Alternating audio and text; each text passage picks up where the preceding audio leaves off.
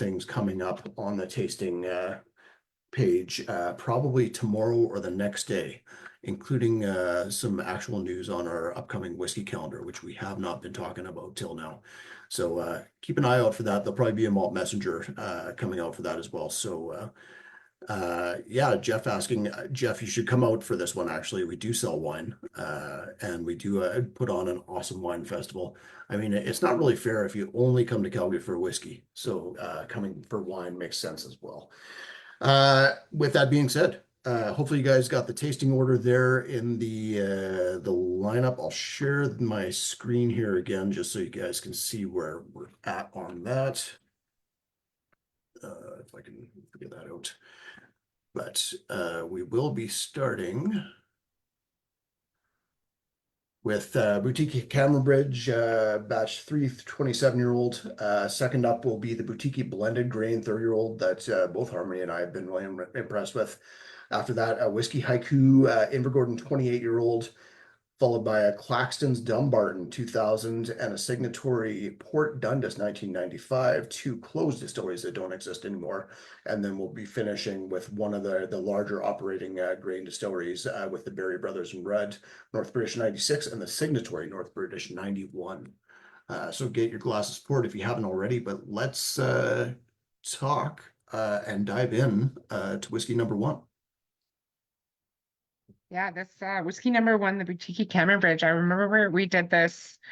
Was it 2022 or in our whiskey calendar? Maybe I think it was 2020. Yeah, 2022. You're right. Yeah, and then I've always enjoyed this one. I think my pick was on it for quite a while. I also love that we have minis because it's a great way to introduce people to single grain. Doesn't get a very good rap, and usually the rap that you hear is it's only good in blends. It's all it's good for. But obviously, I mean, nosing this, there's nothing wrong with this whiskey. Yeah, but I love how in some relatively neutral or even ex-bourbon casks, grain get a lot of grain, specifically from Cameronbridge, and I think I recall seeing it on Invergordon coming out quite a bit as well. Has this really nice citrus note that comes through with things. Lots of lemon or lime or grapefruit peel in there.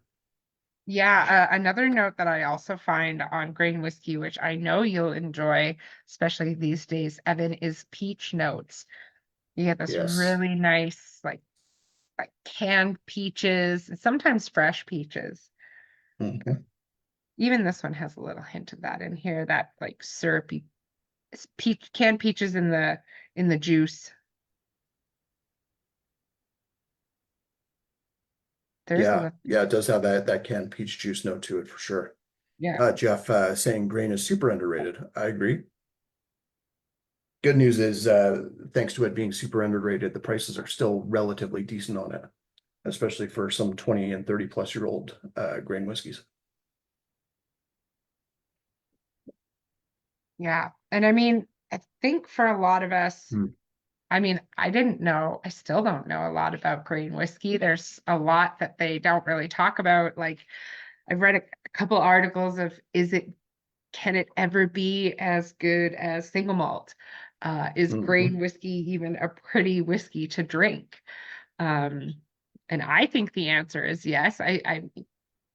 That one of the whiskeys coming up, I absolutely love the Berry Bros North British. Absolutely love that. But I agree, Doug, like big grain needs to come, like they need to come clean on it. It is a beautiful spirit. I really enjoy it. I love its like elegance and almost feminine style to it that we don't think about. A lot of people don't think about that Scotch can be that.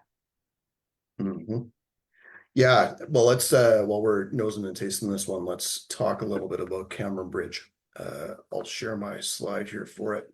So Cameronbridge is the largest distillery in.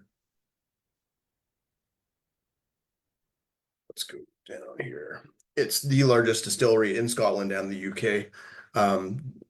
Produces annually around 138 million liters of alcohol, which even like pretty much is about like 50% more than the second largest distillery in Scotland, I believe. Founded in 1824, so it does have some age to it. It was actually founded before the first patent column still came out, which was created or invented by Robert Stein. They did, I think the Stein still came out around 1826 or was patented in 1826 or 27. Currently, or it had two coffee and two Stein column stills by 1887. Three massive column stills currently in production, and Cameronbridge doesn't just do whiskey. It does grain spirit for the likes of Smirnoff, and he used in big bulk gins. I think Tanqueray is owned by Diageo, if I remember correctly, and I think a lot of the stuff for Tanqueray would come from here as well, if I remember correctly. That would But make it sense. is a big distillery. Over the Yeah, years, a lot of the other distilleries on the grain side that have been closed by DCL and then eventually Diageo, their production has essentially just been eaten up or gobbled up by Cameronbridge as they've expanded and increased the production there. Um, this is something that I found really interesting, is the Stein patent continuous still. We always talk about Aeneas Coffee, I think is the name, and the coffee still. And this is sort of predates the coffee still, and it's what coffee sort of got some of his ideas from. And it doesn't really give a really good illustration here, but it's kind of breaks it down on the left-hand side here. And you can see this is almost like a Dr. Seussian version of a pot still, where you get a much more like super wide and short base pot, and then a very high neck coming off there, and probably some plates in there, I'm guessing, just to rectify a bit more. And then you have these chains that are run by are sort of mixing everything up and scraping the bottom here. That's getting heated just to pull some more stuff out of the mash as it cooks and strips things down. So sort of this is the first of the continuous stills that sort of was developed and used in the whiskey industry. This was, I think it does come from Scotland, if I remember correctly. I got to double check that, but um, came just a few years before the coffee still kind of took everything over.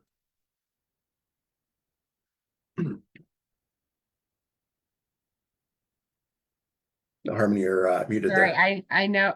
Sorry, Tony's playing with the cats and cooking bacon, and there's a lot of sounds for me happening. Also, apologize to everyone if all my notes are savory moving Yeah, forward. Um, I thought it was interesting because the coffee still or Nacious Coffee's patented continuous still or column still is gotten most of the world's attention. And as I was reading into him, it was like he was reviewing the other 4 or 5 players in the game, all over the UK's already patented designs on stills, and was tweaking them and perfecting their already patented stills. I thought that was like interesting, and also just like how the market goes. You let other people make their inventions and then you just do it one up on them. Um, which I assume is why he's so popular, because he's just created that perfect system. And then of course that's something Evan and I were talking today, that the outside of the UK single malt industry, there's been a lot of distilleries kind of adapting and bringing together those two worlds of using the pot still as a base with this column still neck on it that you can turn on and off and use however you want to make other types of spirits, as well as the single malt. So um, it's interesting. And yeah, it is. also one thing we didn't talk about is like what differentiates the single malt or and single grain um, outside of the two types of still, and ultimately that's what it is. When we talk about single malt, we're identifying single distillery, pot still, single and malted barley. But when we're talking about single or grain distilleries or single grain whiskeys, uh, it actually is only referring to the distillery and not the fact that they could be using malted barley still as their base grain, or other Mhm. things. But I found that really interesting and unique because every time I approach a grain whiskey, I'm curious, is this malted barley? Is it unmalted barley? Is this going to be corn? Is this going to be a crazy Mhm. quinoa experience? Or what am I getting? And it's not something that you often see listed on the packaging. Yeah. Yeah, we were talking about that today, and I think part of that is there's definitely distilleries out there that just it's whatever commodity is the cheapest is what they'll use as their alcohol or their fuel source essentially. Right. Whether it's wheat or corn, and then you just go for whatever gives you the if it doesn't come down to money, a lot of the time you just go with the one that'll create the most ethanol, and a lot of the time that is corn. But there are some distilleries out there that can use all. There are some distilleries that we found that do use specific grains, or a mash of specific grains, even in Scotland, which is interesting as well. Yeah. I mean, it'd be interesting to know what they're using at Cameronbridge because they make so many things. And um, yes, it is the the filler or the body of a lot of blended Mhm. whiskeys. But that doesn't mean that it's inferior grain or an inferior production method. It's just it's just not single malt. Yeah. Yeah, I think there's two key things that kind of uh make it feel inferior in a lot of ways. Like it can definitely carry some really nice flavors, and I think texture is a thing that comes out up for me for grain whiskeys especially. It tends to have a silkiness on the palate, at least good ones like this, Mhm. especially as they age. But a lot of the time, they're essentially just getting to the point where you're just stripping alcohol out of it and you're just going for the highest alcohol possible.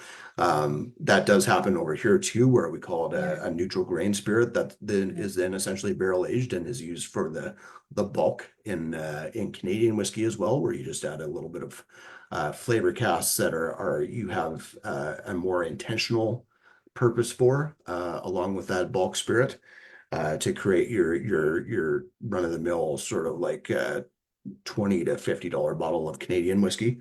And I think a lot of that, the spirit or the grain whiskey that's made in Scotland is used in the same way for blends, where it's just you use it for the 40 to 70% of your blend to Yeah. just carry the aroma and flavor of your core Right. of that blend, or the heart of the blend as well. Let's let's go into number two here, which is our only blend of the night, being a blended grain. Yeah, this is so nice. It's nice to see a Yeah. boutique whiskey also have a core range. Hopefully people will be enticed to try them. I know they have kind of basic, silly cartoon labels, but I hope Yeah. it encourages them to try some of the single casks if they haven't, regardless of the size of the bottle. Well, and the good news is that it is in the right size of bottle now for a lot of people, which is 700 or 750 milliliters, not the 500 milliliter bottles of the rest of their lineup. Yeah, So the 30-year-old blended grain, they don't say what goes into it. It's probably going to change over time because they're doing sort of like 1,000 liter batches from the sounds of it, yeah. from a marriage of refill casks, both ex-bourbon hogsheads and ex-sherry octaves. So some concentrated small sherry casks just to give it a little bit more of that toffee and butterscotch oomph that this one has in spades, in my opinion. Oh, yeah. The nose just feels like thicker and richer and more Yeah, caramels than the first one did. Hint of yeah, bacon as well. I love that. And the price, it's $122 for a 30-year-old. And a That, 30-year-old, anything at that price is fantastic. And then yeah. it's really enticing with that toffee butterscotch nose, a little bit of orange peel and like an old-fashioned note in there as well for me. Oh, old fashioned's a good note. Yeah. Yeah. Yeah. I mean, I would love if the single malt prices would come down to where that is. Mhm. And again, it has that silkiness texture-wise on the palate, which I really enjoy. A little bit of a peach note again, like the Cameronbridge. Yeah. Put it out there. Maybe you'll find peach in all of them now. I love the honey note. It's just got Such a this good like dram. really like unpasteurized mouthfeel of honey. Yeah. Yeah. A little bit of spiciness in there as well, which is Hmm. nice. Like it doesn't just go sweet the whole way through. There's a little bit of a dryness, a little bit of spice. And there's a richness that the Cameronbridge doesn't have, partially because of the sherry octaves in this one, but it comes off as richer on the tongue for me versus the Mhm. Cameronbridge, Yeah. even though it's like 5% less alcohol. This one's only 45.8%, which is it shows a lot for a grain whiskey at that ABV.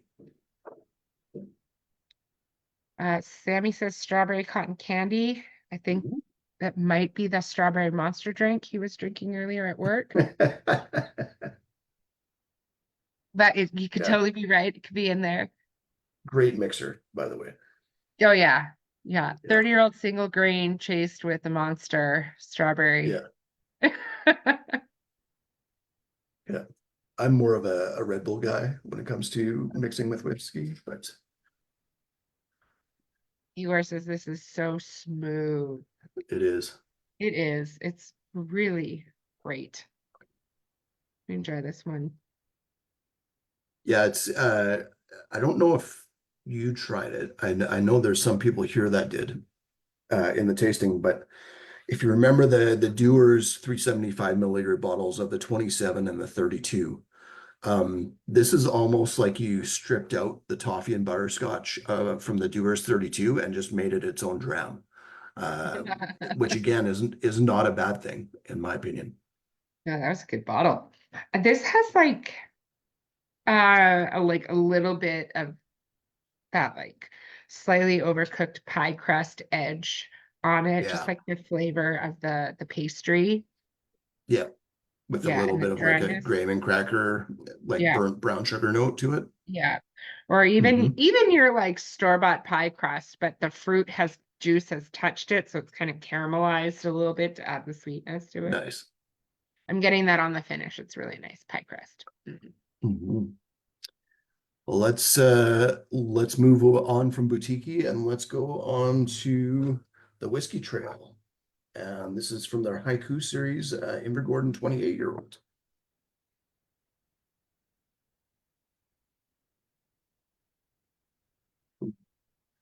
This is Ooh, even on the nose, this is like more grain driven right away for me. yeah. It's more, Tons of cereal notes on there. I was gonna say it's more bready, Yeah. porridge, and a hint of grape. Yeah, grape is a good call. I was looking for the red fruit on there, just a touch of cherry as well. There's also a slight bitter note. Yeah, like wood coming through.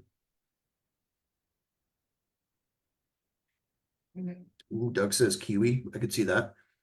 Touch of like plasticine or Play-Doh in there as well. Probably more plasticine. A little bit of orange highlighter, not Sharpie. Yeah, dusty old glue and sawdust. Sammy, I like Hmm. that because there is definitely this old note. There's like it's a slight mustiness of like rotting wet wood or even like a Yeah, really wet cork that's starting yeah, to go gray blue. yeah. It almost has the mustiness of like you're walking through a wetlands as well in there. Some really wet, mulchy grass from when you last mowed your lawn, and it was just after a rain. Hmm. Mm. So, like, while we're nosing and tasting this, like Cameronbridge, Invergordon Distillery is still in operation. It's actually on the younger side for a grain distillery as well. It was established in 1961. And it was kind of established uh, as a means to put some sort of job carrying factory into uh, a, a economically starved small town um, of Invergordon, where they used to have a naval base until that was taken away, and this was essentially built on the naval base with, and part of the reason for it was to provide jobs for the locals. Um, so eventually, they did add some pot stills to this as well, and that's where Ben Wyvis distillery was operated for only about 10 years. Hmm. Um, and interestingly, the former stills from Ben Wyvis eventually got transferred over to Glengyle Distillery in Campbelltown. So that's what's making Kilkerran whiskey now, are those former Ben Wyvis stills. And it is owned by White and McKay, same owners as that own Delmore and Jura and Fettercairn. Is Tamnaville in theirs as well? No, I don't think Tamnaville so. in Inverhouse, I think.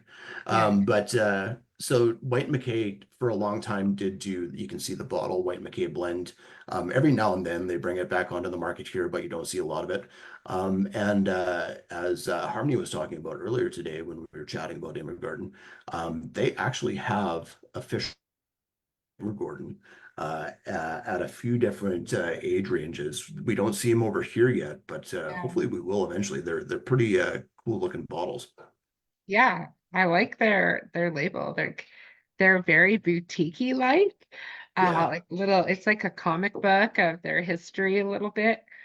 But, like they're really interesting looking bottles. It's definitely not a brand that you would traditionally recognize as a Scotch whiskey. The labels are just a Mhm. lot of fun. Not to say, I mean, I find the Scotch industry is like very straightforward on their advertising, and this one Yeah, is just, or old and dusty, like some of the whiskeys we try. yeah, they are. This, however, is not old and dusty.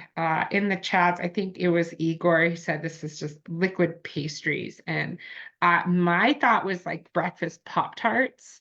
Um, Mhm. it just had just like a not the real pastry, but there's something about that wet wood note that made me think of like boxed pastry in the toaster. Yeah, good call. There's a little While we're cheesiness talking on about this this too, too for me. uh, we don't have these, but I might as well just show people what we're talking about with the official bottlings, which do look pretty cool here. So that's the 14, and then they have an 18-year-old and a 21 as well. And like I said, cool looking bottles, and I do hope we see them eventually over here. It'd be nice if they were bottled at more than 43 and 46, but 46 isn't bad for the 21. 46 is Uh, bad, isn't bad. Probably not going to be a terrible price for a 21-year-old too, I'm guessing. And yeah, Good hopefully reviews. I think I took a look on Whiskey Base and they didn't do too bad. Like high 80s, which is kind of typical for a lot of grains. Yeah. I was I'll mentioning have to there's a take a bit of look a at it again. cheese note on this that I really like. Hmm. Yeah, I could see that. Like a bit of a sharp Gouda. I don't know. I don't know. It just smells like cheese, like next door. One of the cheeses in that big rack of That's cheese. good. Really nice bit of chocolatiness on the palate there. Kind of like a combination of milk chocolate and white chocolate together. Touch of coconut.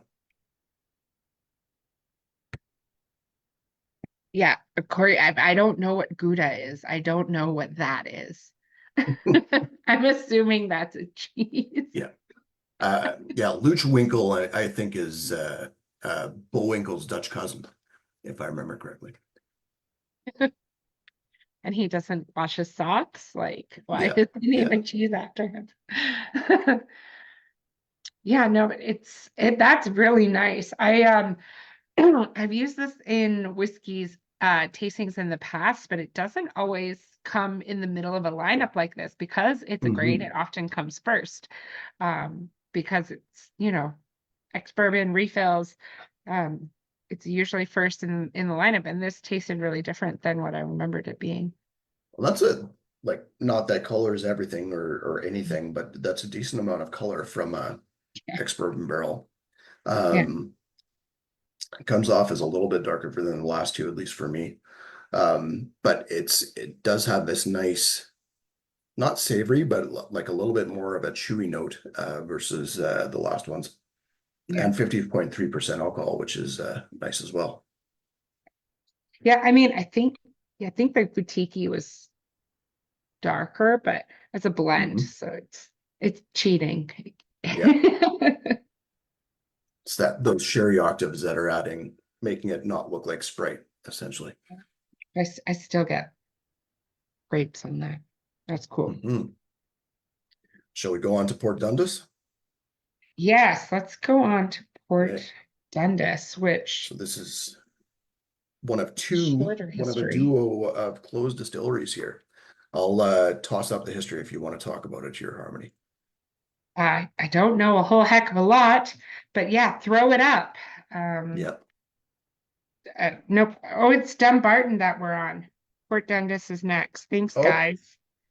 Back it is up. it? Did I Yeah, we're switch? I haven't switched. I apologize. Claxton is a sherry bomb, says Doug, keeping us on track. There we go. Yes, that's where we are. But Dumbarton Distillery is Evan wrongly pronounced as Port Dundas. And now that he Yeah, can see the spelling.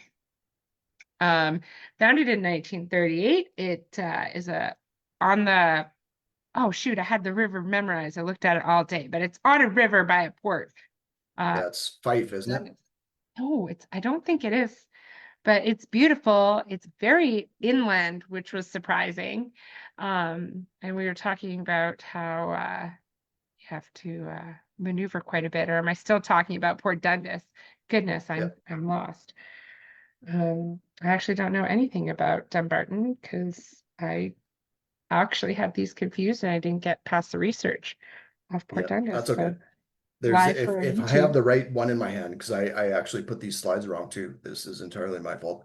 But going based off the Dumbarton is a sherry bomb, I think I've got the right one, and it's like full on caramel popcorn for me right now on the nose, like Cracker Jacks, and I just think a it's little caramel bit for of sure. like you were banging flint rocks together and creating smoke.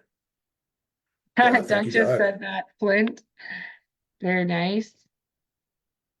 There is a little bit of that. Well, Well, yeah, even a little bit of like going into a touch of like gunpowder on the palate there. smells grassy a Yeah, little bit. a touch of like burning electronics wires. Something's getting fried. There's also like a little bit of ketchup chips. Good call. It's so gross. Mm. And right as when I put it in my mouth, that's where that flint comes through. It's really Hmm. big. Meaty. Yeah, meaty for sure. It's got like it reminds me of like sausage, like dried out sausage or salami. Not very peppery, Yeah, but very just a like something, pardon me, like a touch of acetone and a slight soapiness to it right now for me. Mhm. Yeah, there's a little bit of soap. It's got this vinaigrette note for me. Ooh, yeah, that's a good call. Yeah, beef jerky, good note. It's like beef jerky if you tried to like spice it up with a red wine sauce. You're like, I'm just gonna throw in a little bit in the bag of the sauce. Throw some red wine in there. Yeah, I remember this one from a Claxton's tasting, a while back, and part of what makes it interesting and where it's getting that like vinaigrette acid note is this is it was an ex Amarone cask that this was finished in. This one? Yeah. Oh, interesting. That's really interesting. Hmm. I don't see a Yeah, ton it of it does have here. this like glossette raisins meets beef jerky. Whereas Sammy puts it better, sherry infused beef jerky note to it. Yeah, that's really different. Hmm. And I think if you were to put this in front of somebody who only drank single malt, I think you could get it by them. It would be fun to side by side this with the Aaron Amarone cask because I think it gets some similar stuff. I don't think the Amarone or the Aaron one gets as much of that caramel sort of like caramel popcorn and Cracker Jack note that I'm getting on this, but it definitely goes in that chewy, meaty side of things. Yeah, there's something on here that is familiar, but I cannot place it. And I drives me crazy when my brain does Mhm. this. Counting on It you, Jeff. definitely, What am I tasting? yeah. There is a touch of like juicy fruit gum in there. Like there are some stone fruit notes and then stewed fruit notes as well. Mm. The finish to me, it just like letting it sit. It's going more citrus, like Oh yeah. grilled pineapples. Like you Mm, already ate too many of the sour pineapples and your tongue hurts, but then you grilled it. You get a little bit of that toastiness. nice. So for Dumbarton, it was the home of Valentine's for a long time.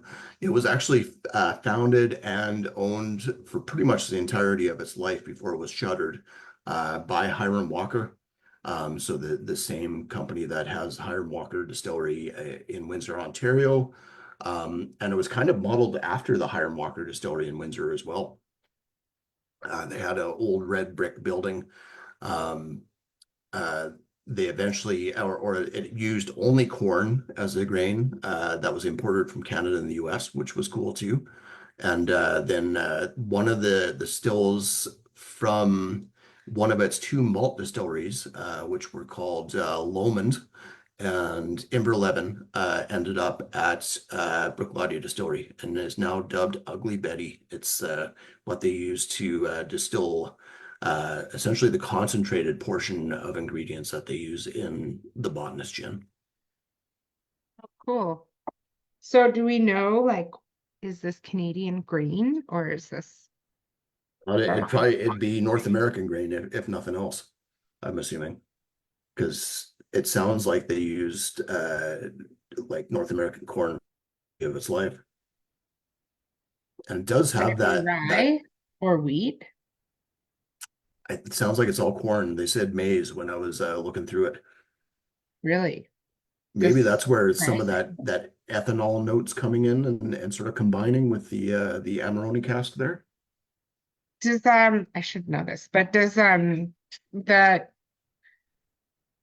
the alcohol before entering the barrel differ from single malt to single grain? Like can they, because that still is Ooh, that's designed to it. produce higher alcohol levels, can it be higher when entering the cask? I have never thought about that. Maybe Doug or Jeff or somebody has an answer for that. I don't know if they have to cut it down the same way. Like, or is Um, that just that yeah. the option is to go then higher and you can do it? Wow, Corey says 94.5% max. Is that in Scotland or is that a Canadian thing, Corey? Do you know? And he's nodding in Scotland. Wow. Some single malt can be done at Yep. still strength in Scotland. Hitting See, like 90% in a pot still would be tough that's though. 30% higher than malt in a pot still, roughly. Um, Yeah. yeah, Yeah, we've definitely seen some single malt stuff from Scotland that probably entered at 67 or 68, maybe slightly higher right. percent Yeah, ABV, yeah. but nothing, or at least nothing that I can think of that was at 94. Yeah, I find that like maybe that because of its grain, I mean, it's not young, it's 21, but maybe that's where that note is coming from. Mhm. That's interesting. Well, let's now go on to the Port Dundas. I've heard of that. Yep. Yeah. This one I've never tried. The signatory bottlings can be a little daunting, like uh Hmm. only because I have had bad experiences with sherry, and because Yep. everything they do is sherried, I'm always nervous um committing to something that's so heavily sherried that are often so random in their bottlings. So Hmm. um, but Port Dundas Distillery, you can share that again, Evan. That's cool. Yeah, We can talk sure. about Port Dundas. Um, Port Dundas Distillery is a closed distillery or mothball distillery, but in its heyday, it was built in 1811 and at one point was the leading producer and largest distillery in Scotland. And I believe it had absorbed its neighbor on the grounds, which it allowed it to increase in its production capacity, both in pot still and later on the column still. Um, the distillery was the site of the world's tallest chimney, yes, but unfortunately, that piece of history and all of its history Yeah. has been wiped from the map. Yeah, I So, think the chimney came down in 2017 or so. yeah, and I think that was the last part of it that Hmm. was remaining. I tried to get some like Google views of what that would look like. Um, I was curious to know if they had built another distillery on the site or if it became a parking lot or apartment buildings. And then the internet does what the internet does and mixes two things together and says Dumbarton closed in 2011 and Rose Isle Distillery goes up by Diageo. And I thought, oh my God, like there's a Rose Isle is in Glasgow. I had no idea. It just they built it on the site, and that is a lie. So if you're just joining us, Rose Isle is not in Glasgow, and it was not built on Port Dundas. But the internet likes to just mash information together. You Hmm. have to read the fine print. Um, but that chimney note is adorable. It just goes to tell you like how old the history in Scotland is that Hmm. using these giant chimneys. Yeah. Um, Yeah. So this distillery was closed in 2010, and then I think they officially shuttered it in 2011. mhm. There were a few different companies that looked at competing companies to Diageo that looked at buying it. Um, but it would have been just too difficult to sort of upgrade, which is too bad. Well, And and they like already everything have else, it was, sorry, they go have ahead. Cameronbridge that's Yeah, already pumping out so much for them, exactly. importing all its Well, and great great. Cameronbridge again just essentially took over what this Yeah, distillery did. yeah, it did. It had the equipment already, and might as well just put all your eggs in one basket, I guess. It allows them to control things probably more easily, just having their grain supplied spirit at one location. Um, This is yeah, nice stuff, like super peachy again. peachy, and I also get like Yeah. a little bit of white chocolate fondant, like it's not real Yeah. chocolate, and just a hint of waxiness on here. Waxy is a good call too. Yeah, agreed. Like not like beeswax, like I'm talking like your cheap birthday candle wax that you burn yourself on. This is so this is from an ex-bourbon hogshead, this one, if I remember correctly. But it's the one that most reminds me right now of the Boutique-y blended grain 30. This is all Signatory did bourbon. Yeah, yeah. Rare. But you're right, it is the most like the 30-year, which Hmm. makes sense. I mean, this is It's tasty stuff. 28, but they've had access to the spirit much longer.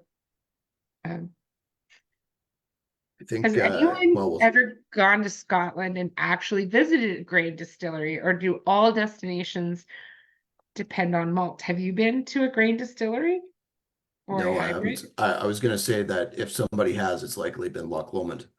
Um, True. Yeah, thank you, Doug. Uh, we're simpatico today, man. Yeah, get a Um, room, you guys. we'll get into North British, but from what I can see, so North British, like Invergordon, has a website, um, and it's essentially based on like come work at North British, we're Really? and so on and so forth, and it For a kind of year or makes me wonder longer? if they actually maybe they do tours. Or Ooh, maybe there is a way to get in there, and we'll be talking about them next, but whereas Port Dundas is in Glasgow, um, uh, North British is pretty much right in Edinburgh. So yeah. it shouldn't be too hard to get to if you get to Scotland. And I'm guessing somebody has tried to get in there, and maybe it is just not easy. But based on the website, I thought maybe it would be. Interesting. Maybe we need to do a foreign workers program, Evan. Hmm. Um, and I work there for a season. Yeah, You should come. I don't know. Have the wife and kids. You got to go make grain whiskey. And I you need think the work they'd find out credit. the secret pretty quickly is that you talk about tasting whiskey and stuff because you're a lazy ass.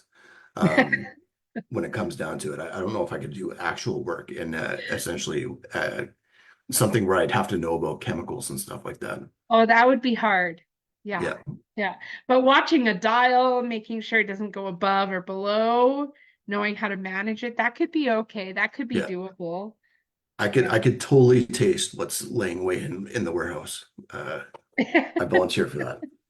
Yeah, that's likely definitely not going to be a beginner's job, but would Yeah. be nice. This I really liked Uh, the Corey has come signatory. back with the long-standing question. He says 68% cask entry for grain. What? So they gotta water it down, So, yep. put it in. So I'm guessing, and again, maybe I'm wrong, but I'm guessing that's the same for malt in Scotland, but maybe I am wrong. Oh, Jeff makes a good call. Says you don't need to know what you're doing. It'll take years before anyone tastes what you made, and you'll be long gone by then. True. I think there's unfortunately a lot of distilleries that have kind of built that into their business plan over the last 5 or 6 years.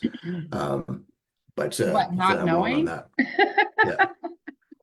Or selling it before anybody realizes their stuff isn't that great.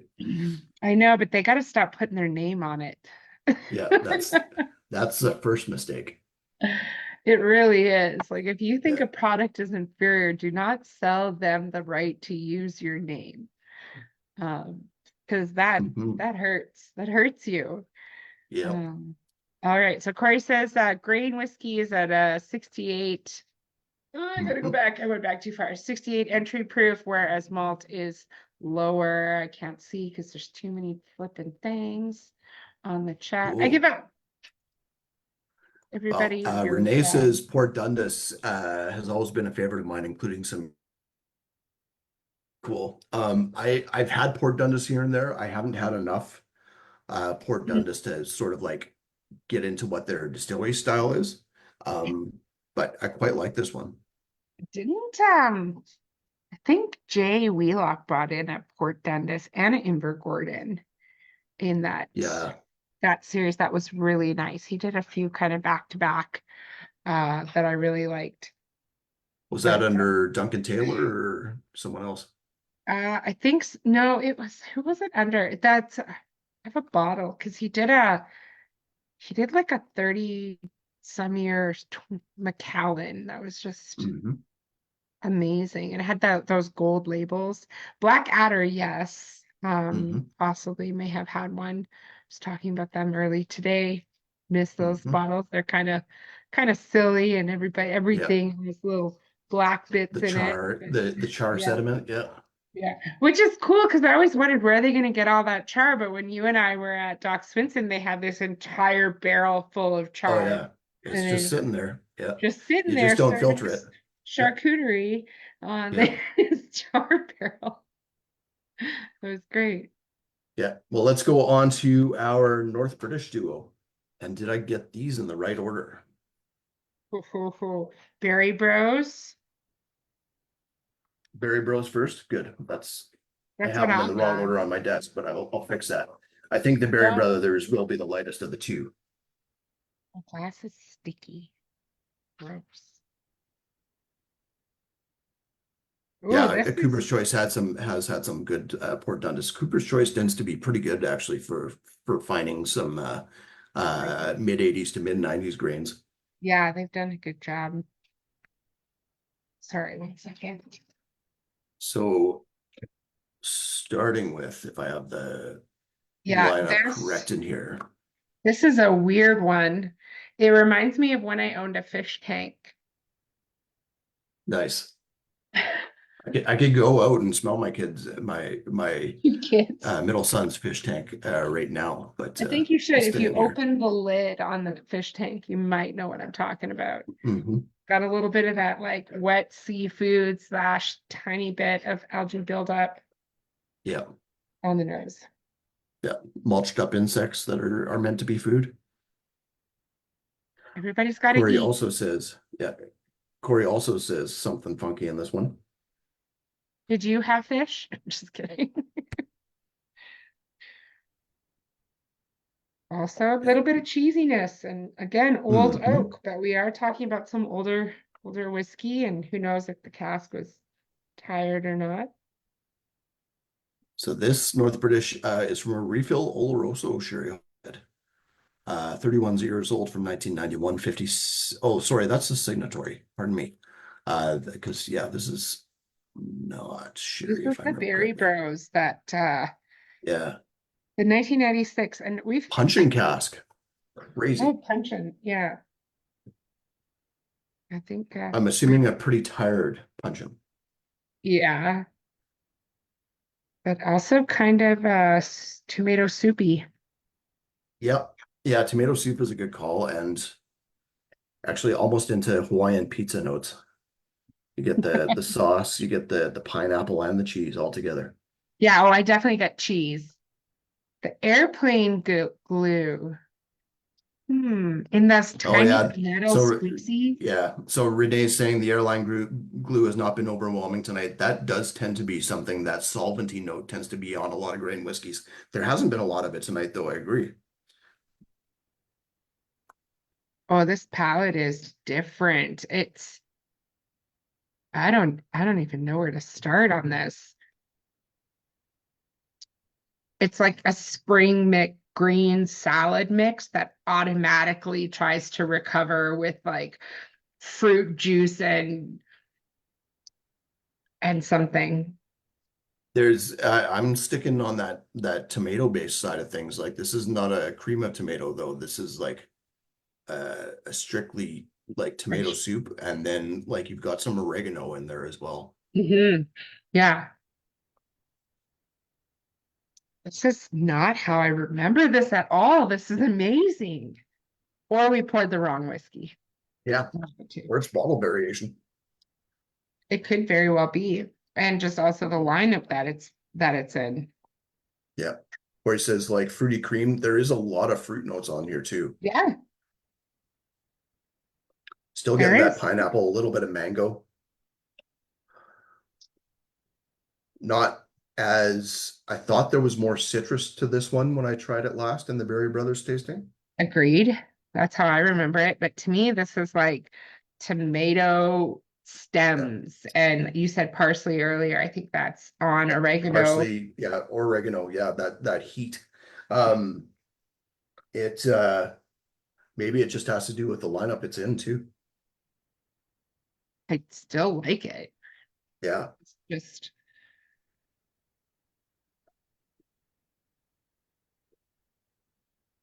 I'm getting the Hawaiian pizza note coming through here. Hmm. There's a Yeah, kind of like there's like a clay note, like a wet yeah, clay. there's just a touch of like if you go to the pizza places and you talk chili sauce on the top, you drizzle that on your pizza, and just a little bit of a balsamic note in there as well again. What in was the my other one brain. that had the balsamic? Was that the it was the Amarone cast, the Dumbarton, wasn't it? Yes. Yeah. Yeah. Yeah. Well, But there's that's also like, so flinty right now. yeah,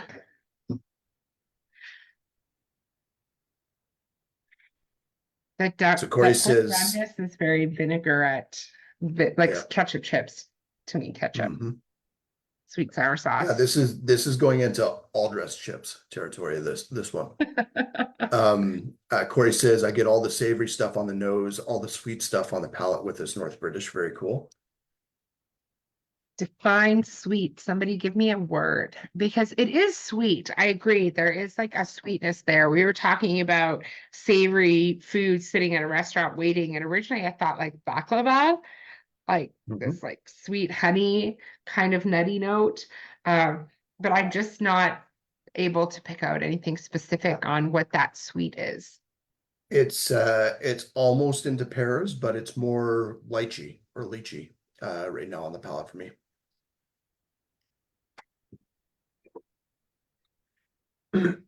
Let's maybe compare this one to the other North British now, the Signatory Vintage North British 1991, 31-year-old, bottled at 56.1% alcohol.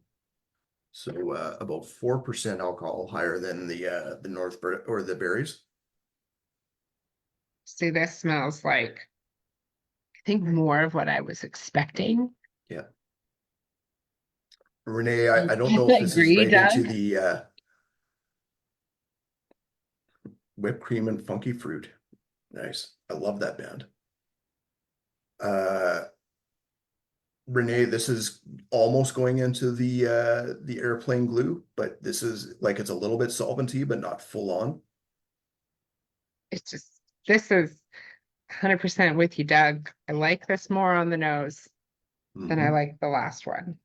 It's like you just uh pop the top on a can of Sprite. Thought you were going to say Pringles. You missed it. You missed it. Yeah. Maybe just a like there's a dill pickle Pringle just hanging out in the Well, background. I was gonna say the last one could have been pizza Pringles. Yeah. Corey says getting wet cardboard in there. I can see that. Sammy says pineapple cream pie. Good call.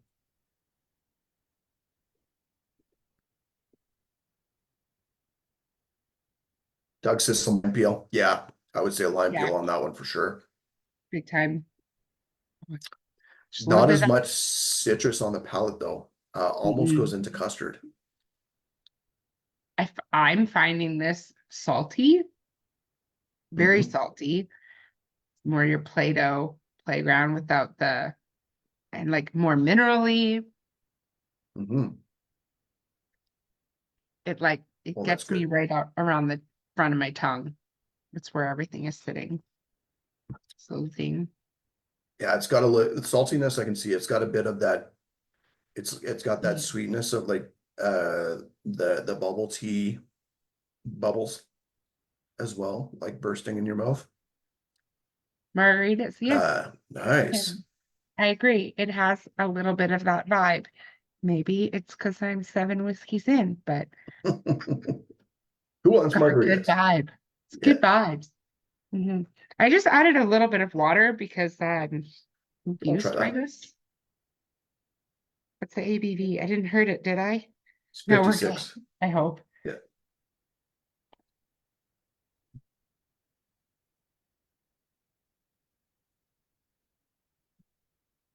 Touch more of like a pledge polished wood note comes through with water on the nose. Yeah, that lemon lime thing. It's weird. Corey agree with the Malibu on the palate. It's yeah, and it's Yeah, not the real coconut's a good call. coconut. If you it I don't Yeah. know. I don't think it's the real coconut that he's talking about. No, I think it's the fake coconut that you get it's from into alcoholized coconut. there's a touch of like kettle corn or even into pink elephant popcorn on Or there just too. keep it Halloween. It's candy corn. Hmm. And also it's Andrew's too much sunscreen note a little Yep. bit. Yeah. So while we're tasting this, here is North British. It is currently operating. It is in Edinburgh, and it's quirkily co-owned by Edrington, a company that's founded by Edrington and Diageo, that is just for operating this distillery. It's massive. It can produce 70 million plus liters of alcohol annually. Still doesn't really put a dent in what Cameronbridge can do, but it's big. Um, and it does have this history of sort of like people coming together to operate a distillery. It was founded by a trio of independent blenders and sellers of whiskey that wanted grain whiskey for their own labels. Um, I think it said in the first 20 years that they made a 440% return on their investment, which is not too shabby. Um, Nice. yeah, and still operating. Definitely. And the fact that this is operated by or co-owned by Edrington and Diageo is hilarious. I just find them to be interesting bedfellows. They got it in Um, everything, hey? yeah, Yeah. but Edrington would use it for famous grouse, of course, Mm. blending wise, which is their blend that's put together with their malt stock, which includes Highland Park, Macallan, and Glenrothes. Um, And then Diageo would use it for, I guess, everything they haven't moved to Cameronbridge already. Right. So I want to, yeah, I wish I knew more about, I still wish I knew more. I would like to do more grain tastings, even if it's Yeah, in a store and I force myself to do more research. But there's still things like I want to know, like, yes, the column still makes alcohol faster, but for the purpose of whiskey, or is there a still that's too tall and has no purpose for making whiskey? yeah. Well, Um, yeah, while you're talking there too, Doug makes an interesting point here where Edrington is owned by William Grant Suntory and the family trust. So William Grant has its own grain distillery too, because they've got Girvan, yeah. which is what goes into Grant's along with Glenfiddich and Kinninvie and Balvenie and that other distillery that they have, or two other Well, distilleries they have now. Ailsa Bay, thank you. and then you Um, look at Suntory, which owns many, many world distilleries that are doing grain, yep, right? Like they have a yep, lot. yeah, one in Calgary. That only produces like around 24 or 25 million liters a year. It's just dwarfed by It's North just British. tiny little Yep. baby of a distillery that's been around for hundreds of years. Hmm. Yeah. Well, Um, while we're chatting away here, what are your favorites of the lineup so far? No? don't do that to me. It's too early. Um, I Well, liked. should we do you guys want to do a lightning round and we'll go back through and then we'll talk about that? Could we do a lightning round? Because part of me is like, did one need water? Just time? Did I ruin these two now by adding water? Because they were so polar Sure. opposite, these these North British. Well, And before we do the vote, let's go back to the Cameron Bridge and just see what we're thinking. yeah, I still have some Oh, left. I still love the nose. that's going like woody and varnishy now on the Yeah, nose for me. yeah. It's like really, yeah. It's walking kind of into a furniture shop. It's Like you're in your like a backyard. furniture. Yeah, you polished. You're polishing some old wooden furniture that you accidentally like dumped some Fentimans ginger ale on and just let it sit. Like it's got this weird ginger note to it as well. It does have a ginger note. I was gonna say Canada Dry, so you nailed it for me. No, this is actual ginger ale, not that crap that we get here, unfortunately. Hey, I'm trying to dumb it down because it's grain tasting. I'm just talking fillers. No, I'm just kidding. Um, there is a very much a dryness of that wood on the finish for me. Yeah. You taste its years a little bit after coming from the North British 91. Yeah, it's a pretty interesting change because it really came off as like not youthful, but like just like citric and easy drinking. And then the wood has really come out on the second pass for me. Um, onto the Boutique blended grain 30. maybe a little bit more into a leathery note on here. Still get the dried fruits and a little bit of toffee and butterscotch.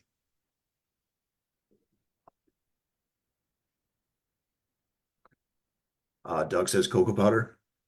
Yeah, yeah, that's a good call. Like baker's cocoa powder with no sugar, or is this the you opened up the Tim Hortons packet? Just a little bit more Tim Hortons, I think. I think so too. A little bit more icing sugar, confectioner sugar note. Yeah, just a touch of double double in there. Mm. I actually really like that 30. I liked it before, but I still like it now. And there's just that Harmony, little bit of spice. that Harmony was talking about this before, and I want to see this article, but and maybe Doug's seen this too. Did you want to expand on that a bit, Harmony? Because you were chatting about it before. Yeah, so I was reading about Anais coffee and Aeneas, I how think, Aeneas, or Aeneas. Aeneas is Yeah, this Irish coffee. bloke who was an exciser who collected taxes for many years, raised through the ranks, and then decided to retire. And upon his retirement, he decided he was going to perfect this column still. And he watched what everyone else was doing, and what was his name? Robert Stein. Stein. Yeah. Yeah, Robert Stein. He looked at his design. He looked at a few others that were currently in production and in use in Scotland and the UK. And I mean, he predominantly resided in Ireland, but he looked at it and he tweaked his design. And from my understanding, and if I'm wrong, don't correct me, I like to be right. He was able to pass on his design to the rum industry, to the colonies, and they used his design over all the other patented designs to produce rum. And the rum industry, which it was kind of the first industry to put his still into use and to kind of, um, give him that recognition that he desired for the still, and then it became the still that kind of spread through the UK. And so I was reading today that there was a Jamaican rum producer that released, like at the time or to this year, the world's tallest column still, and to the tune of $14.1 million. And Mhm.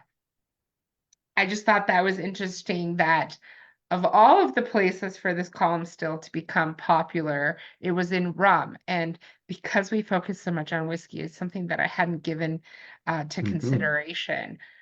I definitely didn't think it was going to be gin, or I thought it would probably be vodka. But the rum part is what really intrigued me. Yeah, I totally agree. Partially because rum is far, far more interesting than vodka. Uh, Agree. but it's I can see how it would work for Kane and for getting the most out of that in a in a big way.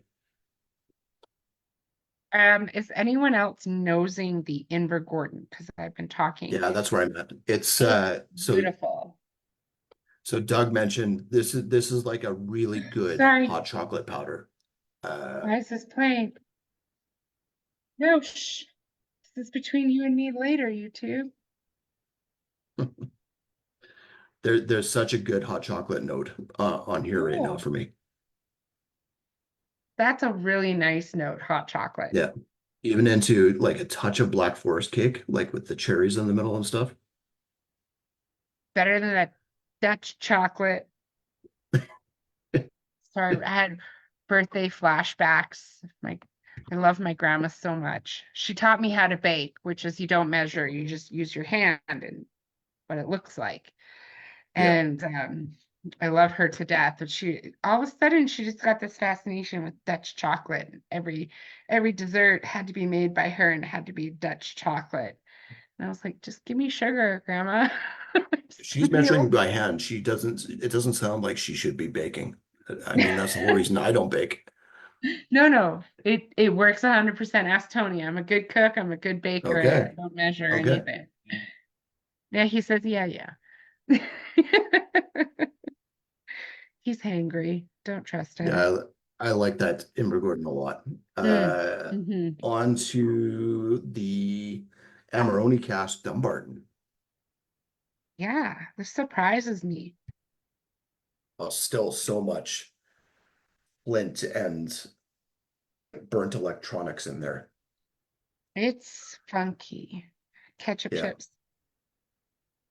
It hurts my heart. It's like it's this is hard like to that. smell. It just has this Yeah, it has a note. it's this weird like burnt plastic smell where it's like Yeah. you shouldn't be smelling this because it's not doing good things for your body. Yeah, it's your body's like, run away. And you're like, but Yeah, cancer can't get me. It's that's just a right. smell. It's like, yeah, it's like a metal spoon in the microwave. Yeah, it's a fun savory dram. Like I really do like that as Sammy put it, the essentially the pepperoni sticks dipped in sherry style that it has. Beef jerky and sherry. Yeah, that's right. Yeah, yeah. No, that's a challenge for me. I'm all of a sudden I'm all Team Kurt on the wine casts. Yeah, Uh, Normally I'm not Team Kurt on the wine casts. I might suggest we move on to yeah. Signatory 1995 Port Dundas, the distillery with no remains. Yeah, it smells nice, Yeah, the distillery that was nuked from orbit. right? Like there's not even a sign. Yeah. It's just moved on from history, That's what happens. It's got a nice, like slightly citrus nose. I still get those lemon zest in there. Hmm. Still sweet, Yeah. This drying. is more into Canada Dry ginger ale right now, not Fentimans. Mm-mm, never. Yeah, ginger ale on the palate too. Mhm. It's not like super complex, but I really like what it is. Mhm. It's got a little zip to it. Hmm. Yeah, a touch of toffee and butterscotch. Was this the one where you said waxiness? Mhm. Hmm. If not, if you also feel that it is waxy, I also feel it's waxy. Just kidding. I'm just kidding. Yeah, it's almost like you open up those sun-ripe fruit bars and just smell it.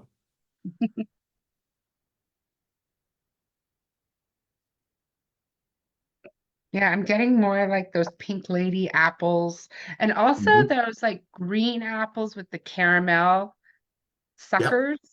Like that's on the nose for me. Very yummy. Yeah, I like that one.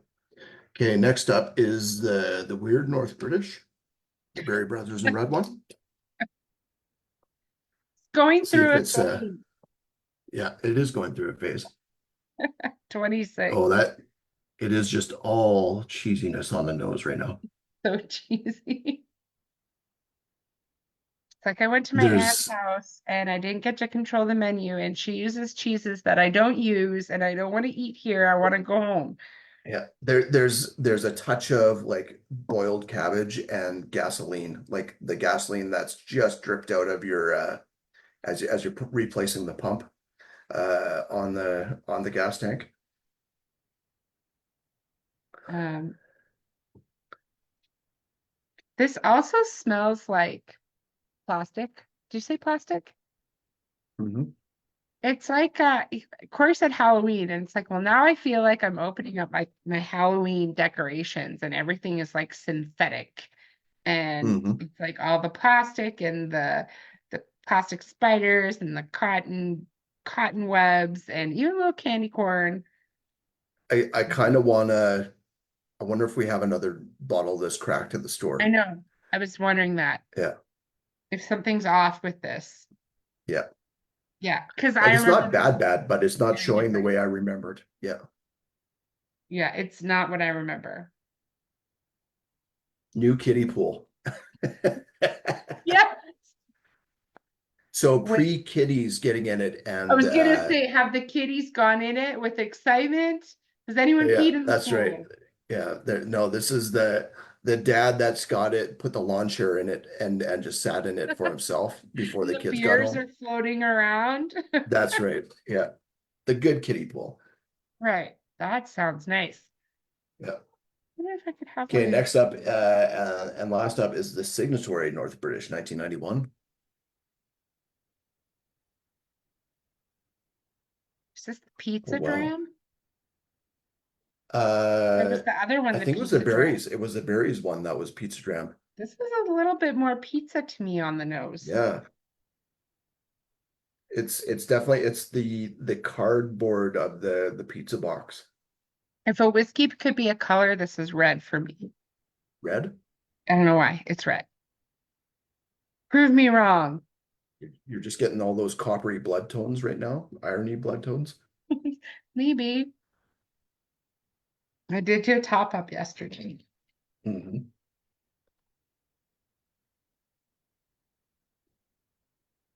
Who's Mark Watt? Is he famous? Should I know who that is? Does he drink whiskey or just taste colors? He's got synesthesia, probably. Hmm. Maybe this is a color. Hey, if I can identify more than 7 colors in 7 or more whiskeys, do I get a raise? So technically the SMWS kind of does that too. I mean, they do, but I also disagree with some of their colors. Yeah. Corey says getting dill on the nose on this one. Yeah, I agree. This is almost going into the Mrs. Vicky's spicy dill pickle chips. With a hint of like focaccia bread. Ooh. Focaccia is a good call. Yeah, it even has like the you grilled it in olive oil. Yeah, that's what it is to me. And like just fresh Yeah, herbs all around. But there's still a sweetness on the palate, which is really, really nice. Like yeah. caramels, honeys, A little bit of honey tomato, like I it's think. herbaceous, but chamomile herbaceous. Like Oh, that's nice. it's just soft and fresh and floral and enticing. It's Ooh. a good dram. Okay. Mm. Well, Trigger let's the polls. yeah, let's do the poll. Let's trigger the polls. 2 questions tonight. First favorite, and let me guess, Yeah, third favorite. yeah, that's right. Yeah, I didn't get creative on this one. Not a third one. Wow. More Harmony, people. have you been able to decide your two favorites? Yep. What do you got? I'm gonna say it first before you guys copy me. I'm just kidding. My first favorites are very, very close between the Boutique-y 30-year-old blended grain Nice. and the one my pick was on for like a year is the Invergordon 28. Mhm. Yeah, Noel's signing back on so he can get dual votes. Nice. Cheating, Smart guy. Noel. Yeah. Cheating. Um, Uh yeah, well the first one was late Noel and this the next one is late Noel. well, that's Noel. Yeah. Yeah. What about you, My Evan? What are favorites, your favorites? yeah, definitely an honorable mention to the Boutique blended grain. Yeah. That is just a dram where I could have it anywhere, anytime, and I'd be super happy with it. Uh, especially given the price. Uh, my, well, this is a toss up. My first favorite is the Signatory Port Dundas. Really like that one. It is maybe not super complex, but I really like what it gives you. And then next up is the Whiskey Trail Invergordon. Again, a killer dram. You were totally right about that one. Love the Yes. chocolatey notes that are coming out on the second pass. Yeah, I have a whiskey tasting. I have like a whiskey in the backyard with cigars October 19th. Don't know how that's gonna go. Yeah. Please no snow. Because these guys are stubborn and I know they'll make me stand outside even if it's cold. But Hmm. I picked this whiskey as the Invergordon to be in their lineup, and I really hope they like it. And if not, I'm just gonna drink it to stay warm if I have to. Yep. Everybody's There's got to worse work. things you could drink to stay warm, that's for sure. Yeah, like vodka, which we touched on earlier. Yeah, Just that's right. gross. So here are the votes. For first place, Claxton's Dumbarton. Very cool. A lot of people liking that Amberoni cask, tying with the Signatory Port Dundas. Signatory North British coming in second or third, I that guess, if you're giving that two first signatory places. North British is very nice. Yeah, it Yeah, is. I Well, did someone like that said a earlier lot. that the signatories were showing really well, and I agree. They are, yeah. And And then in second for place, second favorite, a tie between the Signatory North British 91 again, with the Boutique-y Blended Grain 30. Very, very nice. Yeah, I really like how um we're not just seeing grains that are just these tired old casks. Like sometimes that's fantastic whiskey. But my biggest worry with doing a grain lineup was we were just going to get sort of variations on a theme. Uh, and we had enough cask variation on here where we didn't get into that. Like these definitely showed differently, which was really, really cool. they did. Yeah. No, I really like them. I want to try more green. I wish that the industry was more transparent because I think it's fun. I think Mhm. transparency is fun.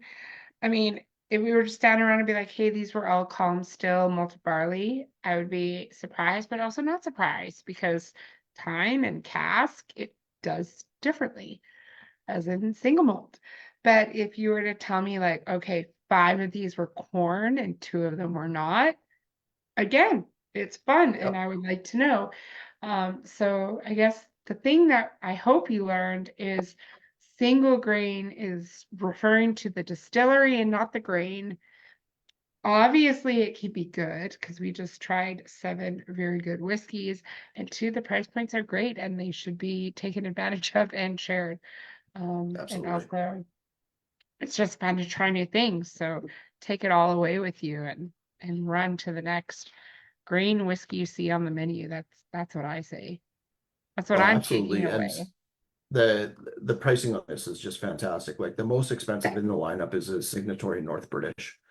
Uh, but the tied for second favorite there is the least expensive in the lineup at 121.99 for the Boutique Blend Grain. We've been talking about that one a lot. Hopefully this got a chance for more people to taste it. It's a fantastic dram at a fantastic price.